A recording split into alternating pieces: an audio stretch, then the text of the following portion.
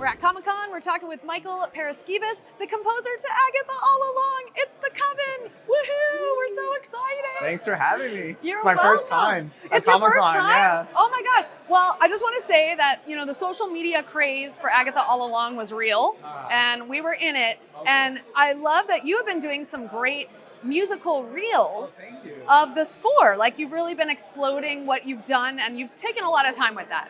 So we want to thank you for that. Thank you. I also thank my girlfriend who's here. She's an editor and filmmaker, and she made a lot of those videos. Oh, cool. Well, so it's props to your girlfriend. Yeah. What's her name? Caitlin, Allie. Okay, Caitlin. Props to Caitlin. Yeah. That's amazing. All right, so The Ballad of the Witch's Road is basically the linchpin to the entire series. Yeah. Now, you didn't have involvement in writing that, correct? No. Okay. All right. Right. But did that make it, like, when you were brought on, did it make it easier or more difficult to then compose the score to that series around that ballad? I think it actually made it easier, you know, and Chris and I have worked on Frozen, like we've worked on other, shows with the Lopez's, funny enough. And so I think we're kind of used now to like coming in, they have this great song that, especially with Agatha, was like the linchpin for, the show's literally written around it. Yeah. And, they already had a lot of that sort of figured out. And so when we came on, then now we're trying to figure out like how to like drop little hints of the theme of the ballad throughout the show. And we did, on the more orchestral versions, we did, write the background to that. Okay. Like the Agatha Through Time sequence in episode 9, or like the Sacred Chant in episode 2 when they first sing it. So the orchestra stuff underneath, but it's kind of, the song was already there. And so we're just really sort of reinforcing it and helping it sort of fit with the rest of the score. Like, I noticed when they're singing that ballad to open the door, like they start with just the chant, and then it's like slowly you add instruments in. Yeah. Can you talk about creating that musical phrasing there? Yeah, I think, it's such a cool moment in the show, and like the first time like they're all together and we're experiencing this like magic, this dark magic.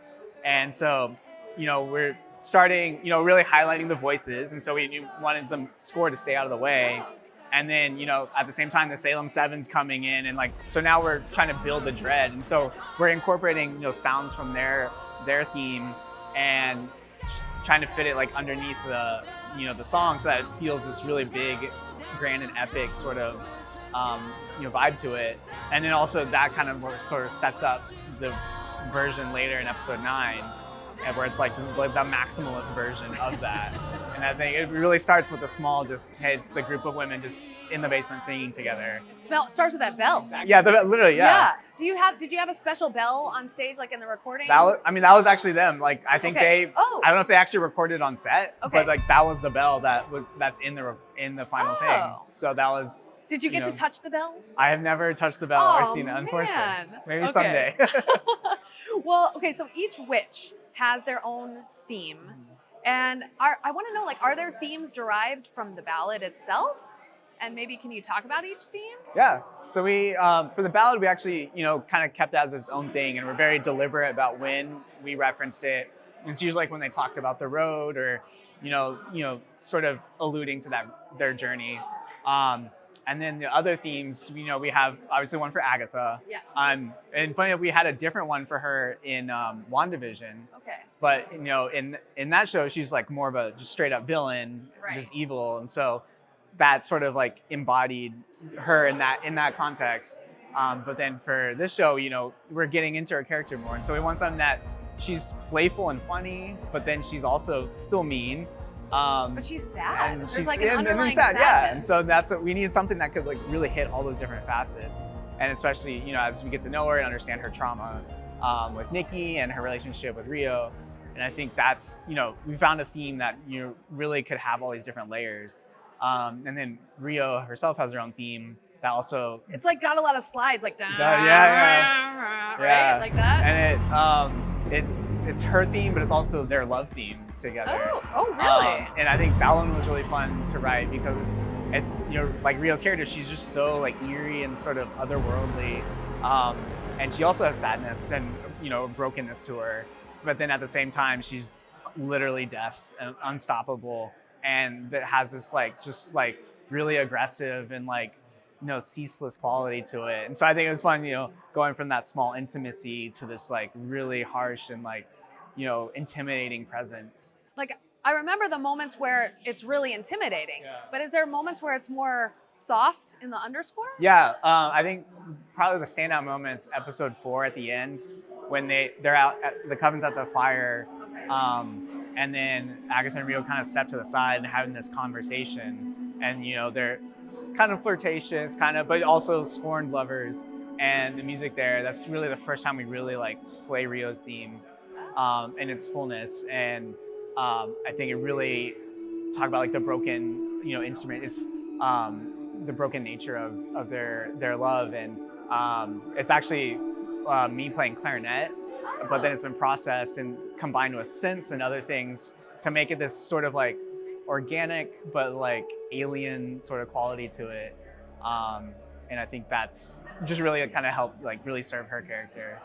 And then we also have themes for Billy, as he's like Wanda's spoiler, sorry. Yeah, no, it's fine. It's been out long enough, right? Wanda's son, like, so it has like some connections to her theme. But then it's also, we talk about like he's like this, this very modern, version of a witch. And so and he's an emo, goth like teenager. And so we have, some guitar, we have sort of more modern electronic sounds. But then sprinkling in like these witchy vocals and other things, just sort of like combine all these different elements that sort of encapsulates, him. And then there's like one final main theme is like for the coven as a whole, and it kind of charts their journey kind of throughout. It starts out playful and fun as like they're all bickering and like can never get along, and then by the end of the show, like it's much more grand and noble and empowering as they learn to work together. So.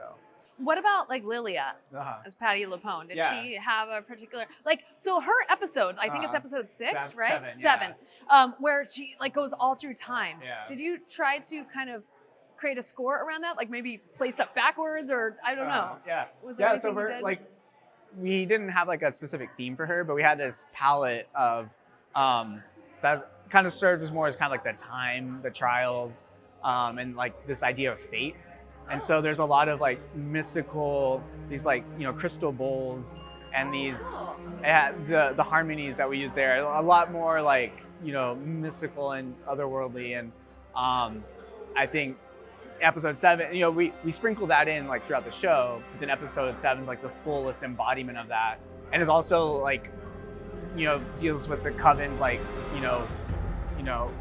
relationship with time. Okay. And so there's all these like ticking clocks and like propulsive elements that like in the castle itself is literally like a giant clock, right? And so the music sort of reflects that, and like they're just constantly like facing this pressure of beat the clock to escape, and so that's kind of like Lilia's sort of kind of attached to that sort of idea. Okay.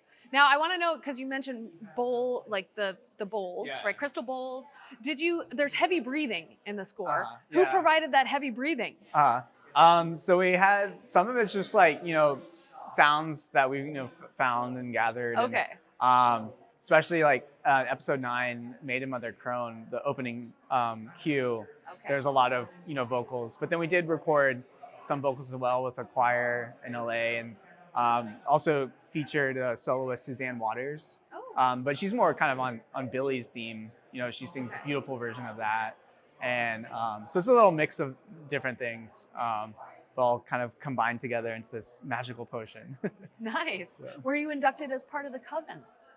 I would hope so. We had you worked on Agatha. Our own musical coven for sure. And I think, really felt that sort of camaraderie. And I think, something that's really special about the show. And since then, like meeting other people who from other departments who worked on the show, like all had very similar experiences, and I think it's something that's just really beautiful that you don't get on every project. No, yeah, it was very special. Yeah. Did you have anything? One of the greatest inspirations for Agatha is one of the greatest musicals of all time, Wizard of Oz. Yes. Were there any Wizard of Oz Easter eggs in your score? Not in the music, no. I think it probably showed up in other ways, but I think really the Easter eggs that we did were more from like WandaVision or from other sort of Marvel, things Things like that that. Disney Oh. owns the rights to. Exactly. Yeah. Right. Yeah. Can you talk about any specific WandaVision Easter eggs? Yeah, I think probably one of my favorite moments is in the first episode when, Agatha, she's still kind of figuring out who she is. She can't remember. And she's like peeling off all those costumes.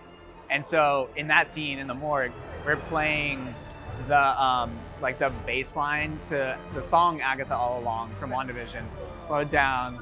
And it's just like hinting at it. And then once she finally kind of is back in the full 50s black and white costume, we just hit you big with a dun dun dun. Yeah, and so I think it's just so fun, and that's the only time we reference it, but it's such a big and important moment, and I think it kind of marks a transformation of all right, this is where she's back to where she was in WandaVision, and now we're gonna go place somewhere new. So. Okay. Can you give us a tease? Are you working on anything else with Robert Lopez and his wife? No, not at the, Can't- not at the okay, time. okay. No, so. Or at least not that you can talk We'll about. see. Okay. Yeah. All right. You never know. But what you can talk about is that when Agatha appears in Avengers Doomsday, will we hear any of her music? I would hope so. I tried to get him. I know. Almost there. He wouldn't bust. No. Thank you so Thank much, you so Michael. much. We really appreciate Thank you very it. much. Yeah, Boom. thank you. Hey, look at those names to the left. They are part of the Skywalking Force, our Patreon. Become a producer yourself and check out all the Disney Plus themed bonus content available depending on the level you subscribe. Become a member of the elite Skywalking Force at skywalkingforce.com.